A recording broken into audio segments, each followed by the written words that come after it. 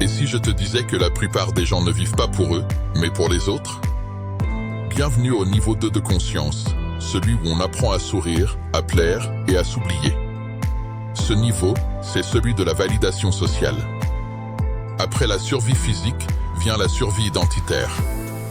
On cherche à appartenir, à être vu, aimé, reconnu. Ce n'est plus « je vis pour survivre », mais « je vis pour exister dans le regard des autres ». Et c'est là que naît l'ego, cette illusion d'un moi construit à travers ce que les autres pensent de nous. Ce que tu vas découvrir ici va peut-être te choquer, car presque tout le monde y reste coincé. À ce niveau, ton existence dépend du regard des autres. Tu veux être validé, compris, admiré.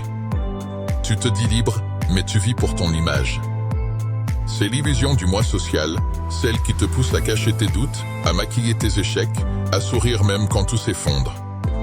L'enfant copie pour apprendre. L'adulte, lui, copie pour être accepté. Et c'est là que la vraie prison commence, celle qu'on construit avec les attentes des autres. Ici, tout est performance. On s'habille pour être vu, on parle pour être entendu, on agit pour être approuvé. Le monde devient un miroir, tout ce que tu fais, c'est pour ton reflet. Et si personne ne regarde, tu doutes de ta valeur. Tu ne vis plus pour ressentir, mais pour être perçu. Tu crois contrôler ton image, mais en vérité, c'est elle qui te contrôle.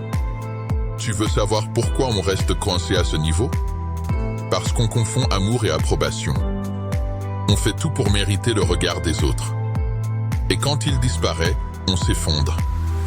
Pourtant, ce besoin de validation n'est pas mauvais, c'est une étape, une phase d'éveil. Il te montre que tu existes, mais pas encore pour toi. La vraie liberté commence quand tu n'as plus besoin d'applaudissements pour avancer. Tu veux la suite? Abonne-toi et partage ton avis en commentaire. À bientôt.